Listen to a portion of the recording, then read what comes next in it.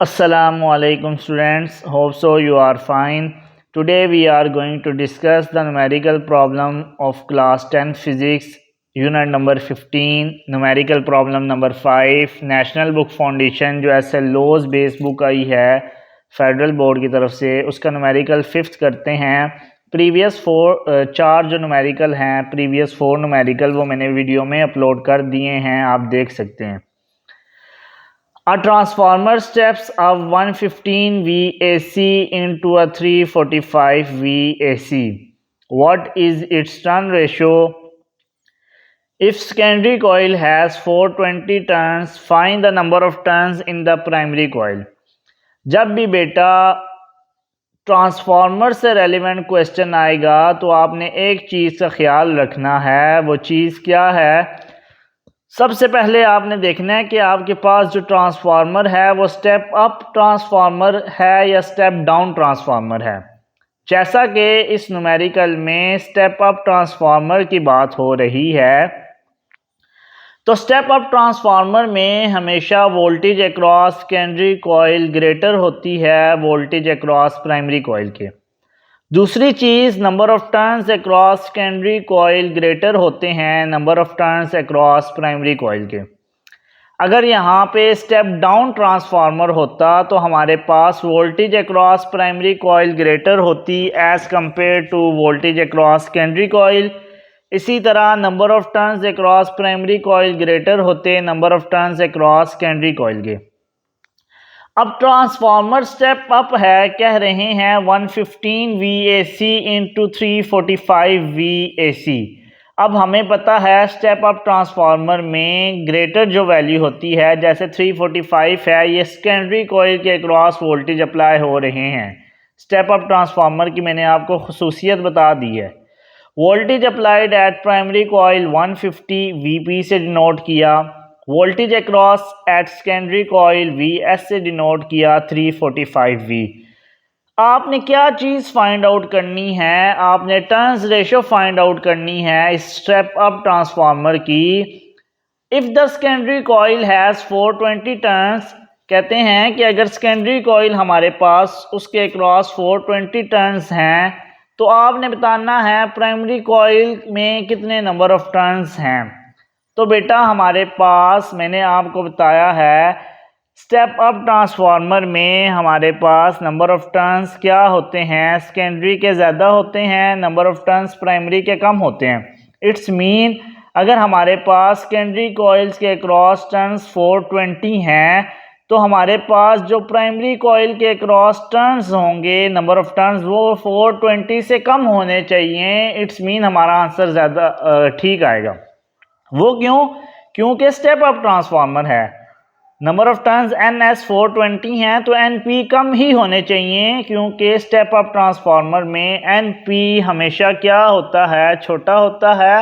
NS number of turns across secondary greater होता है। अब number of turns across secondary coil भी लिख लिया, टर्न्स रेशो फाइंड करनी है, NS ratio NP find out करना है, number of turns across primary coil भी फाइंड आउट करना है।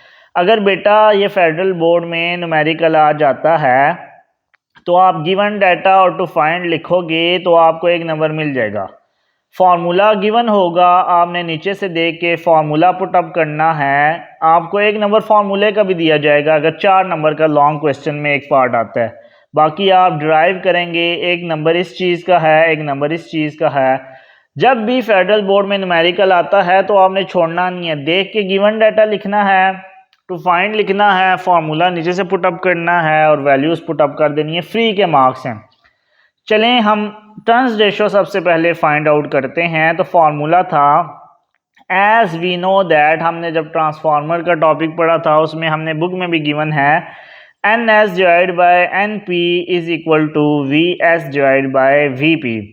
आपने टर्न्स रेशो फाइंड आउट करनी है तो NS डिवाइड बाय NP इसी तरह एज इट इज़ आ जाएगा ऊपर से। VS की वैल्यू पुटअप करनी है 345, VP की वैल्यू पुटअप करनी है 115। 115 3 टाइम जाता है 345 पे, तो 3 डिवाइड बाय 1। आपने रेशो फाइंड आउट करनी है, NS रेशो NP किसके इक्वल था? 3:1 के इक्वल आ गया। अब बेटा हमारे पास एक पार्ट तो हो गया है, अब हमने फाइंड करना है। Now we have to find N P. अब एन पी फाइंड आउट करना है तो हमारे पास रेशो क्या है, ये N S divide by N P 3 के इक्वल आया है। तो हमारे पास क्या वैल्यू थी, N S divide by N P is equal to 3 जी 3। अब हमने किसकी वैल्यू निकालनी है, एन पी की वैल्यू निकालनी है। तो स्टेप बाय स्टेप चलते हैं। एन पी यहाँ पे डिवाइड हो रहा है, जब कोई चीज़ एक तरफ डिवाइड हो दूसरी तरफ जाके मल्टीप्लाई होती है। 3 एन पी आ गया। एन पी की वैल्यू फाइंड आउट करनी है। 3 मल्टीप्लाई हो रहा है दूसरी तरफ जाके डिवाइड।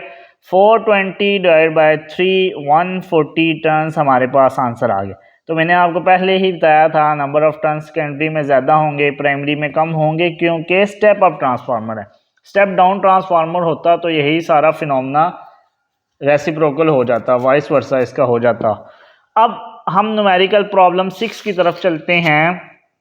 न्यूमेरिकल प्रॉब्लम 6 में कह रहे हैं, इंपॉर्टेंट न्यूमेरिकल है, When 100 VAC is applied on primary of a step up transformer। कहते हैं हमारे पास एक स्टेप अप ट्रांसफार्मर है और उसके प्राइमरी कॉइल के क्रॉस हमने 100 वोल्टेज दिए हैं, AC वोल्टेज थे। It gives 250 AC as output. अब हमें जो आउटपुट में वोल्टेजेस मिले हैं 250 हैं सेकेंडरी कॉइल के cross. If 30 VAC is applied on primary coil, कहते हैं अगर मैं प्राइमरी कॉइल के क्रॉस 30 वोल्टेज देता हूं तो हमारे पास सेकेंडरी के क्रॉस कितने मिलेंगे। सबसे पहले ट्रांसफार्मर देखना है, स्टेप अप ट्रांसफार्मर है। तो स्टेप अप ट्रांसफार्मर मैंने पहले भी बताया पिछली वीडियो में, स्टेप अप ट्रांसफार्मर में वोल्टेज अक्रॉस सेकेंडरी ग्रेटर होते हैं वोल्टेज अक्रॉस प्राइमरी के। Number of turns across secondary greater होते हैं number of turns across primary के। सबसे पहले हमारे पास दो केस हैं, जब 100 VAC अप्लाई की तो उसने 250 दी सेकेंडरी के across voltage. Voltage applied at primary coil VP 100। Case 1 मैंने बोला voltage across secondary coil VS 250। अब voltage applied at primary coil 330 V था तो VP बार से डिनोट किया, VP 1 से भी कर सकते हो। वोल्टेज अक्रॉस सेकेंडरी कॉइल हमारे पास VS बार क्वेश्चन मार्क। अब बेटा अगर मैं डायरेक्ट ये फार्मूला लगाता हूँ NS divide by NP is equal to VS bar into VP bar. VS तो फाइंड आउट करना है, VP की वैल्यू है, NS डिवाइड बाई NP की वैल्यू नहीं है। सबसे पहले हम इस गिवन डाटा से टर्न्स रेशो की वैल्यू फाइंड आउट करते हैं। जब टर्न्स रेशो की वैल्यू आ जाएगी तो आप यहाँ पुट अप करेंगे तो आपको VS बार की भी वैल्यू पता लग जाएगी। जैसा कि हमारे पास ये स्टेप अप ट्रांसफार्मर है तो स्टेप अप ट्रांसफार्मर में वोल्टेज अक्रॉस हमारे पास सेकेंडरी क्या होती है, ज़्यादा होती है। अगर ये 30 V अप्लाई की है प्राइमरी के तो स्टेप अप ट्रांसफार्मर में सेकेंडरी के अक्रॉस ज़्यादा आनी चाहिए। 30 से ज़्यादा आएगी, इट्स मीन आपका आंसर ठीक ही है। क्यों? क्योंकि स्टेप अप ट्रांसफार्मर है। तो सबसे पहले सोल्यूशन की तरफ चलते हैं। As NS divide by NP is equal to VS divide by VP, ये चीज़ फाइंड आउट करनी थी। एज इट इज़ नीचे आ गई। VS की वैल्यू की क्या थी 250, VP की वैल्यू क्या थी 100। 250 डिवाइड बाई 100 किया तो 2.5 आ गया और टर्न्स रेशो का कोई यूनिट नहीं होता। अब ये वैल्यू आ गई तो हमने VS बार की वैल्यू फाइंड आउट करनी है। as we know that NS divided by NP is equal to VS bar divided by VP। NS NP की वैल्यू हमारे पास थी 2.5, VS बार की वैल्यू फाइंड आउट करनी है, VP बार 30 है। जब कोई चीज़ एक तरफ डिवाइड हो रही हो तो इक्वेशन के दूसरी तरफ जाके मल्टीप्लाई होती है। 30 को 2.5 से किया 75 आ गया। वोल्टेज अक्रॉस सेकेंडरी हमारे पास यूनिट V आ गया। अब बेटा मैंने आपको बताया था स्टेप अप ट्रांसफार्मर है तो हमें पता है प्राइमरी के क्रॉस अगर 30 थी तो सेकेंडरी के क्रॉस लाजमी बात है ज़्यादा होगी, तो 75 आंसर आया।